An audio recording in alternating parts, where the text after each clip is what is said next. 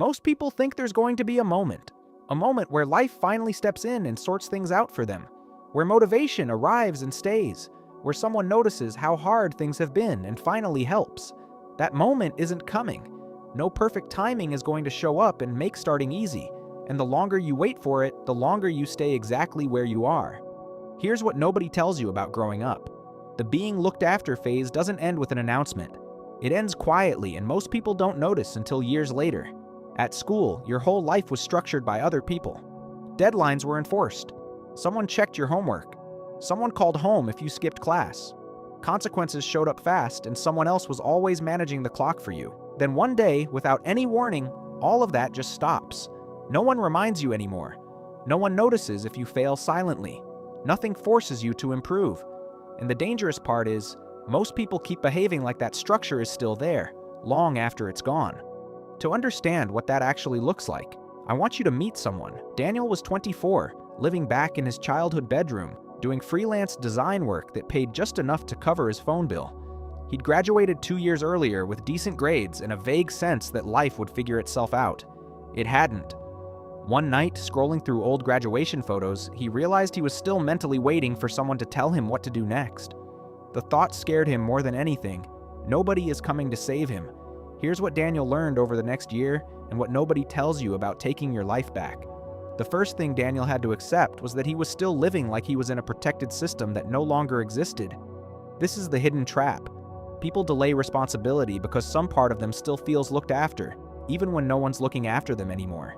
Daniel caught himself saying things like, "I'll start when I feel ready," and "I've got time," and "nobody taught me how to do this, so I can't figure it out yet." That mindset only works when someone else is managing your life. Daniel's wasn't being managed by anyone. It hadn't been for years. He just hadn't noticed. The second thing Daniel had to face was that the consequences of drifting are silent, not dramatic. Nothing collapsed. There was no rock-bottom moment with sirens and a wake-up call. Instead, weeks just disappeared. Habits never quite formed. His confidence dissolved a little more every month without him clocking it. That's the actual danger. Nothing bad enough happens to force change, so you can drift for years and feel like you're just figuring things out, when really you're just not moving at all. The third thing Daniel had to understand was that effort is now entirely self-generated. He used to wait to find discipline, like it was something that would show up if he searched hard enough. He used to wait to get motivated, like it was a delivery that would arrive eventually. But discipline isn't found, and you generate structure yourself, from nothing, every single day. If you don't build your day, it doesn't get built. If you don't decide your habits, randomness decides them for you, and randomness is not a good roommate. So Daniel changed one thing first. He stopped waiting to be told what mattered and decided for himself. He picked one goal, landing 3 real freelance clients in 90 days, and built his entire week around it without waiting for anyone's permission or approval.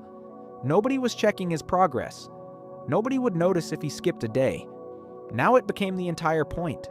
Nobody noticing meant nobody was coming to rescue him from the consequences, so the only version of this that worked was the one he ran himself. What taking responsibility actually looked like for Daniel was almost embarrassingly simple. Doing the outreach emails without being told to. Showing up to his desk at the same time every day, even when nobody would know if he didn't. Repeating the unglamorous parts, the cold messages, the portfolio updates, the follow-ups, long after the novelty wore off. Not perfection, just refusing to keep waiting. Here's the final thing Daniel came to understand, and it's the part most people miss entirely.